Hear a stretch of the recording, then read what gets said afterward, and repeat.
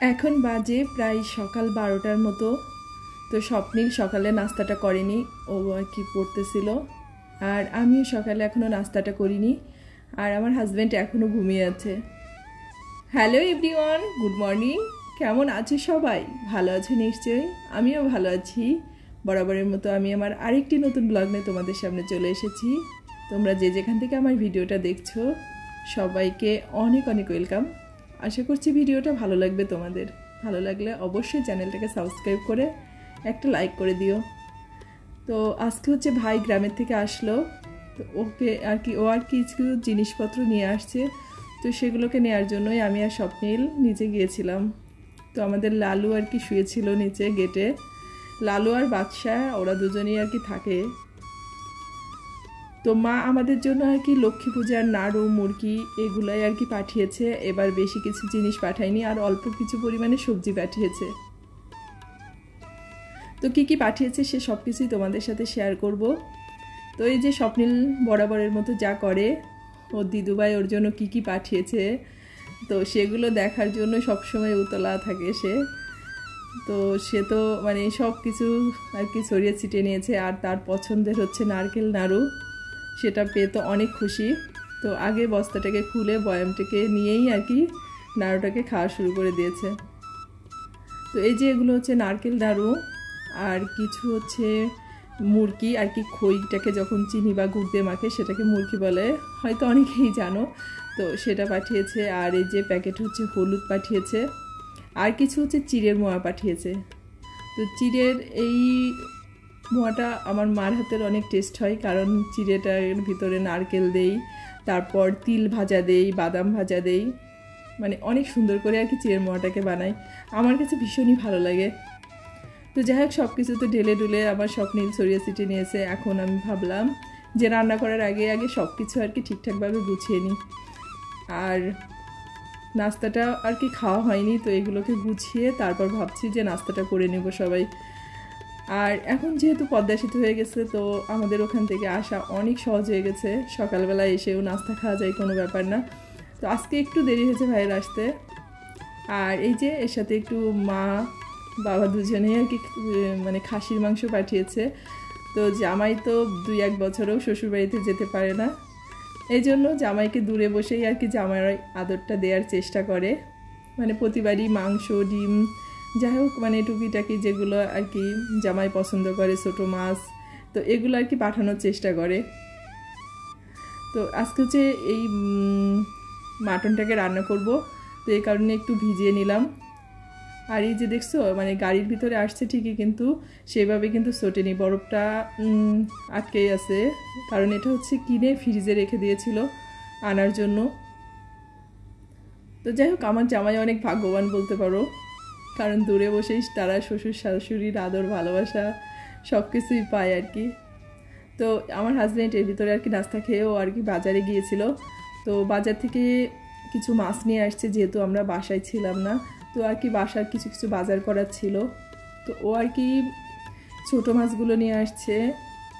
তো মাছগুলো ছোট হলে কাটতে সমস্যা হয়, কিন্তু মাছগুলো দেখে আমার ভীষণই পছন্দ হয়েছিল।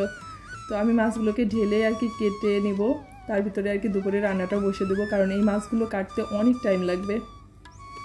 আর এই যে কিছু ডিম নিয়ে আসছে, তো ডিমগুলোকে আমরা সবসময়ই আর কি বাজার থেকে আনার পরে তো এগুলোকে আর কি জল দিয়ে ভালো করে ধুয়ে তারপরে ফ্রিজে রাখি।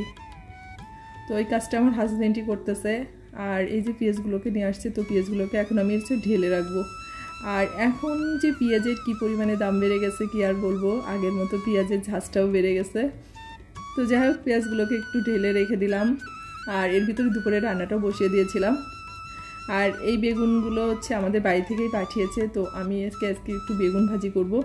তো আমি বেগুন মানে আনলেই মানে বেগুনটা আস্ত অবস্থায় জলে ভিজিয়ে রাখি, আবার কাটার পরেও জলে ভিজিয়ে রাখি, কারণ বেগুনে এত পরিমাণে রাসায়নিক কীটনাশক দেই, কারণ আমার বাবা বেগুন চাষ করতে, এই জন্য সে বেগুনটা খুব একটা পছন্দ করে না, কারণ এতে প্রচুর পরিমাণে আর কি ওষুধ দেই বেগুনে।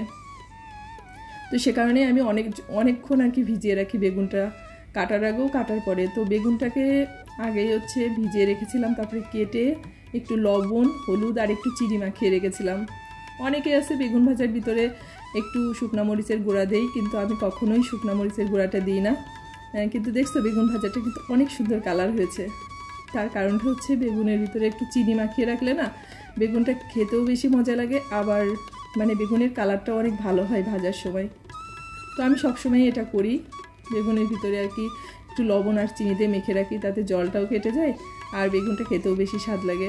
তো বেগুন ভাজার পরে আর কি যে ছোটো মাছ আনছিল, তো ওগুলোকে আর কি রান্না করব। এজন্য একটু পেঁয়াজ আর একটু আলু আর কাঁচামরিচ আর কি একটু তেলের উপরে ভেজে নিলাম। আর যে মাছগুলোকে আনছিল, তো ওই মাছগুলোকে একটু ছোট আর বড় দুই রকমভাবে রেখেছি। ছোটোগুলোকে, যেগুলো একটু বেশি ছোট সেগুলোকে আলাদা করেছি, আর একটু বড়গুলোকে আলাদা করে রেখেছি। তো আজকে ভাবলাম যে ছোটো মাছগুলোকেই রান্না করব, কারণ ছোটো মাছগুলো না ফ্রিজে থাকলে অতটা বেশি স্বাদ লাগে না। কিন্তু বড় মাছগুলো একটু কয়েকদিন পরেও খাওয়া যায়, কিন্তু ছোটো মাছগুলোর আমার মনে হয় স্বাদটা তাড়াতাড়ি আর কি মানে নষ্ট হয়ে যায়। তো এদিকে আমি মাছের চচ্চড়িটাও রান্না করে নিয়েছিলাম। আর ওই যে বললাম মাটনটাকে রান্না করব, তো মাটনটাকে একবারে পেঁয়াজ রসুন ধনে জিরে যা যা লাগবে আদা সব কিছু দিয়ে মেখে আর কি একবারে বসিয়ে দিয়েছি। তো আমার মানে মাটনটা আমি সবসময় প্রেশার কুকারেই রান্না করি, কিন্তু আমার প্রেশার কুকারের রাবারটা আর কি নষ্ট হয়ে গেছে। তো প্রেশার কুকার কেনার সময় কিন্তু সাথে কিন্তু 2টা রাবার দেই। তো আমি হচ্ছে যে কোথায় যে রাবারটাকে রেখেছি, তো এটা আর খুঁজেই পাচ্ছি না।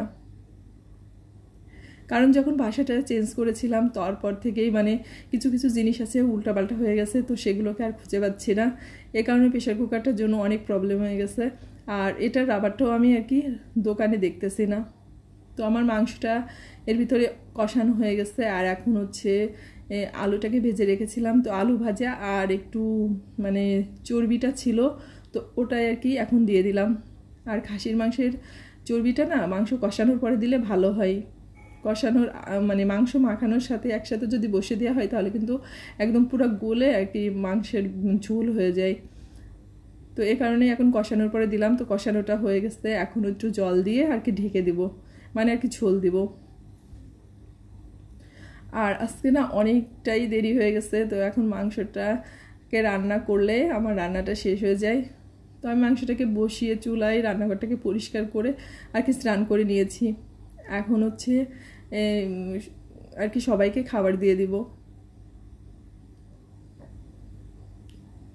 তো এই যে রান্না করেছিলাম মাছের চচ্চড়ি বেগুন ভাজা আর একটু লেবু কেটে নিয়েছি, আর এই যে মাটনটা। আর আজকে হচ্ছে আমি বেগুন ভাজাটাকে একটু ঘি দিয়ে, গরম ভাত যেহেতু, তো ঘি দিয়ে একটু কাঁচা মরিচ দিয়ে আর কি মেখে খাবো। এটা কিন্তু গরম ভাতে খেতে অনেক মজা লাগে, মানে গরম ভাতের সাথে ঘি কাঁচামরিচ আর বেগুন ভাজা আসলে অতুলনীয় স্বাদ। তো সব সময় তো আর সব রকম হয় না, তো যেহেতু সব কিছুই ছিল তো সব মানে আর কি খেতে ইচ্ছা করলো, তো আমি একাই খাবো আর কেউ খাবে না। আর মনে হচ্ছিলো ভাতটা শুধু এটা দিয়েই খেয়ে নিই, আর কিছু খাবো না। আর এই মাছের চচ্চড়িটাও কিন্তু অনেক স্বাদ হয়েছিল, মানে মাছটাকে বোঝা যাচ্ছে না, মাছগুলো সব গুঁড়ো গুঁড়ো হয়ে গেছে, কিন্তু খেতে অনেক স্বাদ হয়েছিল। আমি আবার ধনেপাতাটা ব্যবহার করি না, তো যারা ধনেপাতা দেয় ধনেপাতাটা দিলে চচ্চড়ির ভিতরে অনেক ভালো হয়। তো সবাই ভালো থেকো, সুস্থ থেকো। তোমাদের সাথে দেখা হচ্ছে আবার পরবর্তী ব্লগে।